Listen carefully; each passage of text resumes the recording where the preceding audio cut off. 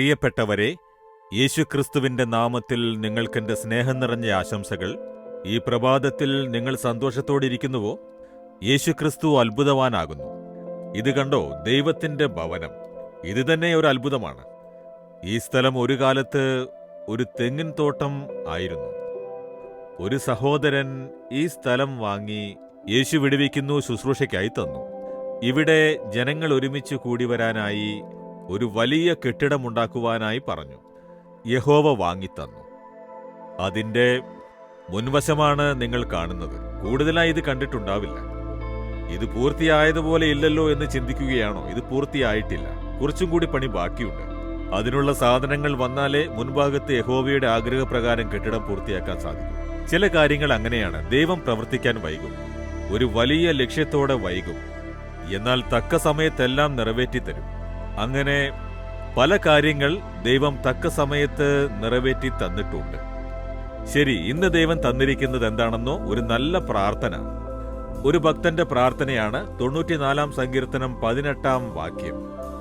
എന്റെ കാൽ വഴുതുന്നു എന്ന് ഞാൻ പറഞ്ഞപ്പോൾ, യഹോവേ നിന്റെ ദയ എന്നെ താങ്ങി.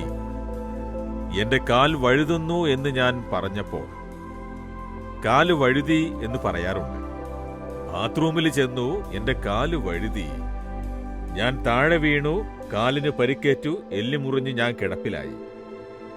ബസ്സിൽ കയറുമ്പോൾ പെട്ടെന്ന് കാല് വഴുതി താഴെ വീണു പരിക്കേറ്റു, അതിനാൽ ഞാൻ കിടപ്പിലായി.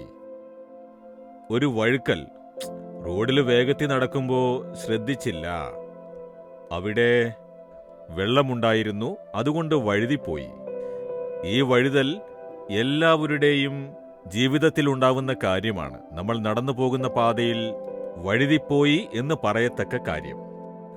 കാല് വഴുതി എന്ന് പറയുമ്പോൾ, കർത്താവേ അങ്ങയുടെ കൃപ എന്നെ താങ്ങി, ഞാൻ വീണ് പരിക്കുപറ്റി കിടപ്പിലായി, അഥവാ എന്റെ ജീവൻ ആപത്തുണ്ടാവാത്ത വിധത്തിൽ വഴുതിയ സമയത്ത് കർത്താവേ അങ്ങയുടെ കൃപയാണ് എന്നെ താങ്ങിയിരിക്കുന്നത്. ഇതാണ് അയാളുടെ അനുഭവം. നമ്മുടെ എല്ലാവരുടെയും ജീവിതത്തിൽ ആ അനുഭവം ഉണ്ടാകും. ഒന്ന് പുറകോട്ട് തിരിഞ്ഞു നോക്കൂ. എത്രയോ സമയത്ത് നിങ്ങളുടെ ആത്മീയ ജീവിതത്തിൽ നിങ്ങൾ വഴുതി പോയിരിക്കുന്നു. ജോലിയിൽ നിങ്ങൾ വഴുതിയിരിക്കുന്നു. കുടുംബത്തിന്റെ കാര്യത്തിൽ നിങ്ങൾ വഴുതി പോയിരിക്കുന്നു. ശുശ്രൂഷയിൽ നിങ്ങൾ വഴുതി പോയിരിക്കുന്നു. അതേപോലെ നിങ്ങൾ ചെയ്യുന്ന കാര്യത്തിൽ നന്നായി പോയിക്കൊണ്ടിരുന്നു, പക്ഷേ പെട്ടെന്ന് വഴുതിപ്പോയി. പെട്ടെന്ന് ബാക്കടിച്ചു. പെട്ടെന്നൊരു പിന്മാറ്റം, പെട്ടെന്നൊരു നഷ്ടം. ഇതൊക്കെയാണ് വഴുക്കൽ. അങ്ങനെയാകുമ്പോൾ ഇനി എന്താകും എന്ന് ഭയപ്പെടുന്നു. പെട്ടെന്നൊരാൾ വന്ന് കൈ താങ്ങിയാൽ എങ്ങനെയുണ്ടാകും? അയ്യോ, ഞാൻ നശിച്ചു പോകുമായിരുന്നു, ആരോ കൈ തന്നെ താങ്ങിയിരിക്കുന്നു. അതാണ് ദൈവം. യേശുവേ എന്റെ കാല് വഴുതുന്നു, എനിക്ക് അനുഗ്രഹം നഷ്ടമായിക്കൊണ്ടിരിക്കുന്നു, നന്മ നഷ്ടപ്പെട്ടുകൊണ്ടിരിക്കുന്നു, കബളിപ്പിക്കപ്പെട്ടുകൊണ്ടിരിക്കുന്നു, എന്ത് ചെയ്യണമെന്നറിയില്ല.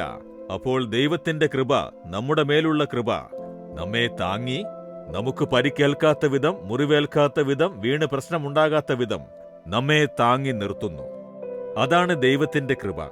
ഈ ഭക്തൻ ആ അനുഭവത്തെ തന്റെ ജീവിതത്തിൽ അനുഭവിച്ചതുകൊണ്ട്, ദൈവമേ എന്റെ കാല് വഴുതുന്നു എന്ന് ഞാൻ പറഞ്ഞപ്പോൾ അങ്ങയുടെ കൃപ എന്നെ താങ്ങി.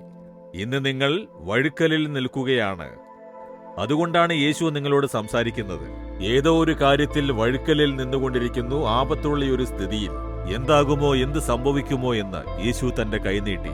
ഞാനുണ്ട്, ഭയപ്പെടേണ്ട, എന്റെ കൃപ നിന്റെ മേലുണ്ട്, ഞാൻ നിന്നെക്കുറിച്ച് ഓർക്കുന്നുണ്ട്, ഞാൻ താങ്ങും എന്ന്. പത്രോസിനെ നോക്കൂ, കടലിൽ മുങ്ങിത്താണുകൊണ്ടിരിക്കുന്നു. വഴുതിപ്പോയി, ഭയത്തിനിടം കൊടുത്തു. മുങ്ങിക്കൊണ്ടിരുന്നപ്പോൾ യേശുവേ രക്ഷിക്കണേ എന്ന് വിളിച്ചു. മുങ്ങിപ്പോകുന്നതിന് മുൻപ് യേശു കൈകൊടുത്ത് താങ്ങി. അതേപോലെ നിങ്ങൾ വഴുതാൻ തുടങ്ങുമ്പോൾ, യേശുവേ എന്നെ രക്ഷിക്കണമേ, യേശുവേ എന്നെ വിടുവിക്കണമേ എന്ന് നിങ്ങൾ കൈനീട്ടി വിളിക്കുമ്പോൾ, അവന്റെ കൈ നിങ്ങളുടെ കൈക്ക് പിടിക്കുന്നതാണ്. ഇന്ന് യേശുവിന്റെ കൈ നിനക്കായി നീട്ടിയിരിക്കുന്നു. മകനെ, മകളെ, ഞാനുണ്ട്, ഞാൻ നിന്നെ ഉയർത്തി കാത്തു സൂക്ഷിച്ച് നടത്തുമെന്ന് പറയുന്നു.